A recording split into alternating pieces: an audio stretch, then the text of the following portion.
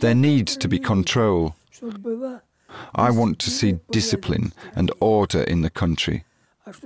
And as far as the law enforcement organizations that break the law themselves, they shouldn't be allowed to work.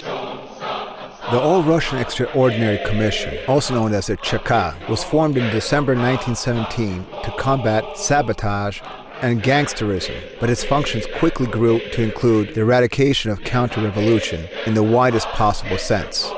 From the very moment of the formation of the GULAG in 1934, peasants who were victims of the forced collectivization of the villages were its primary labor source. The dispossession of the kulaks was taking place. We had 8 families who were dispossessed. The village Soviet held town meetings. If there were complaints against wealthy families, if these families had hired help or wage laborers, they took inventory of their farm and sold it all for practically nothing. The Gulag regularly became filled with the victims of the mass repressions. Many were taken from their families. He left, and that's all. Nothing is known.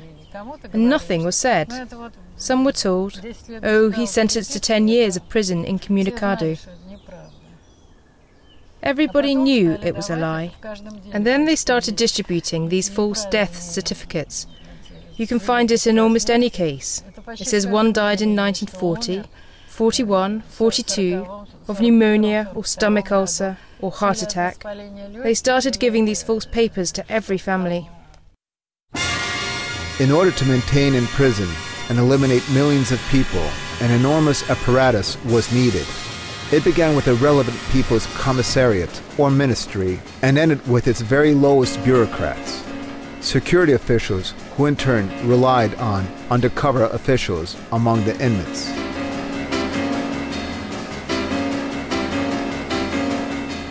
Life in the Gulag was methodically made worse. Political prisoners were subjected to particularly harsh repression. Camp complexes were scattered throughout the country, and not only the countryside, but in the capitals as well.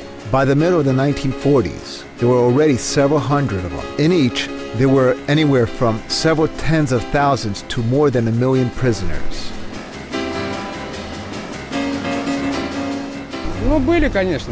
Of course, they went too far sometimes, but you have to understand, these were Stalin's times. The trials began in Russia after the October Revolution, reached their apogee during the anti-popular Stalinist regime in the so-called People's Democratic countries after World War II, and they were anything but by chance. It wasn't a step back from Marxism, Leninism, nor was it a perversion of the theory, as party theoreticians tried to portray it. It was the very essence of Marxism, Leninism. We'll proclaim destruction. We'll allow fires. We'll set forth legends. Every mangy group will be of use. In these very groups, I'll find for you volunteers that will be ready to fire every shot, and they'll be grateful for the honor. And so the disturbance begins.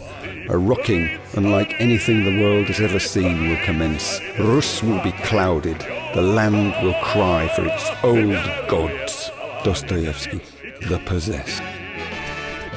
Верные товарищи чекисты!